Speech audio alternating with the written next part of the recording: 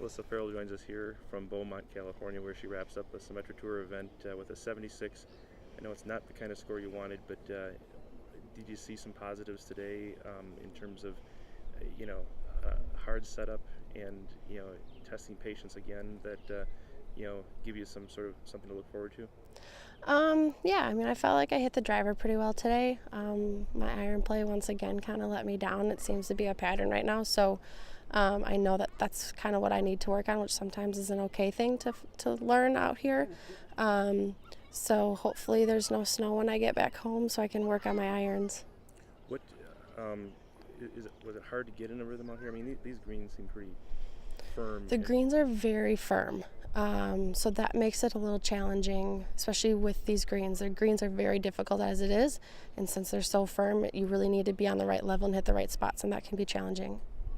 Do you then have to grade your play on a curve a little bit? Because I think when you get a chance to see the scores, I don't know if you look at that at the end of the day, but I mean, it was one of those days where I think even par is going to again move up like it kind of did yesterday. I will a little bit. What I tend to focus on is my execution. If I'm not executing the way I want to, then that's what I'm upset with. Sometimes you can hit a good shot and it doesn't turn out, and that's just the way it is. But I felt like a couple times today I didn't hit it the way I wanted to, and that's what is frustrating. Are days like today the hardest part about doing what you do? Yes. In terms of just keeping your head in there, keeping your attitude up? I mean, walk us through what's the process like?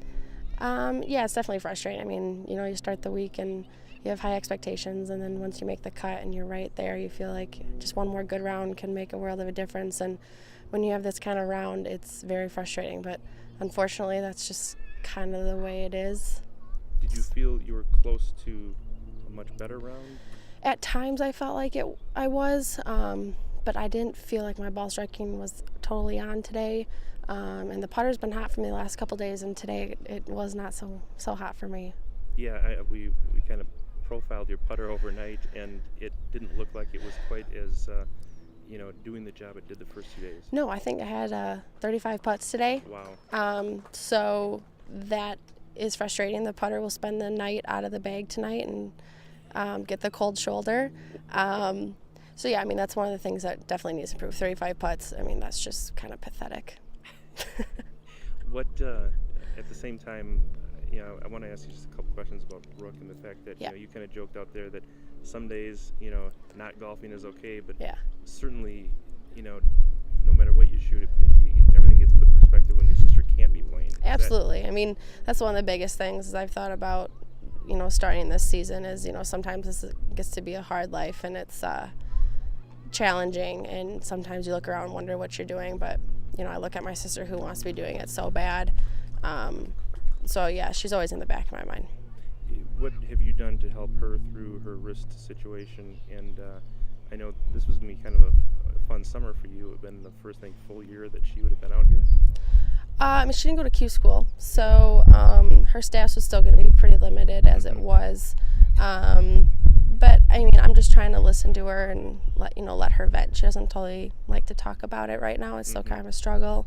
The approach we're just trying to take right now is, one, you're going to get better. Two, if you don't, everything happens for a reason. And I know that's really hard to listen to and to accept. So I think whatever happens next, we're just going to have to work through it together, whether she plays or not, because she's still in pain.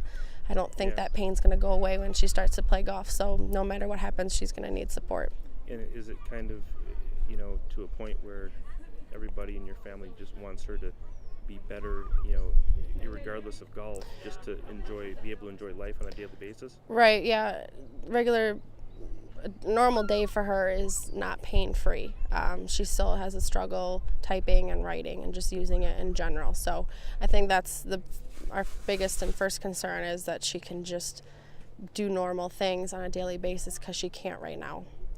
If she were to be healthy and everything, how much golf would you guys be playing together?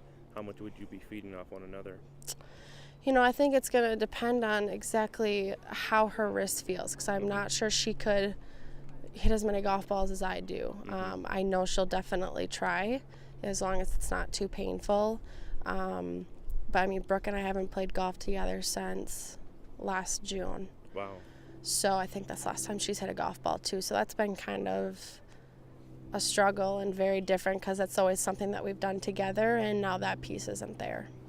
So, as you kind of coach her through it, you know, how you have to balance reality with also being supportive and giving her the hope that maybe someday she would be able to get out there again with you. Yeah, I mean, as time goes by and she's still not pain-free and still not able to do normal things, it's always in the back of my mind, what if she never does play again? And that day is going to be very scary for everybody. So you don't want to talk about it or think about it. Sure. But it definitely feels like that day is closer than it was before. Going back to this tour, it's off now for a little while again. How do you, especially knowing that you have to get on an airplane to a place that's not real golf friendly right now, that being Wisconsin, stay in this rhythm and kind of try to take the next step forward on this tour? Yeah, we're supposed to maybe get some snow tonight. I'm hoping that doesn't happen. Looking at the forecast, I'm just gonna hope that it gets up into the 50s. Yeah. And as long as it does that, I'll throw on some long gear and try to keep playing because I don't want to have to lose that much time being up north. So hopefully now that it's April that I won't have as big of a problem. But you've gotten quite friendly with the Vitense heaters, haven't you? Oh, very friendly. I think I know everybody up there. I know all the regulars, yeah. And then what is next for you? I know Jessie said that she's trying to put, with the U.S. Women's Open being early this year, there's a qualifier coming up at some point. Have you figured out where that fits in your schedule? I'm actually not going to try and do a qualifier this year. Okay.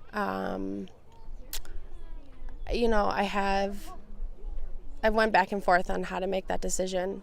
And I think I've decided that I'm just going to pass for this year and see how this year plays out. And then try and make a decision again next year. So my next event's just going to be the Atlanta event for Symetra. Is that kind of, again, we talked about the other day, but something you learned last year, that the whole lightning in a bottle concept on the LPGA Tour is probably more, of a wishful thinking than a reality? It would be great to play in a U.S. Open, but it doesn't necessarily do any benefit for me at this point. And I don't enjoy the 36-day hole qualifiers. Right. And it all depends on who you play with, too. If you play with really good players, it could be a great day. Sure.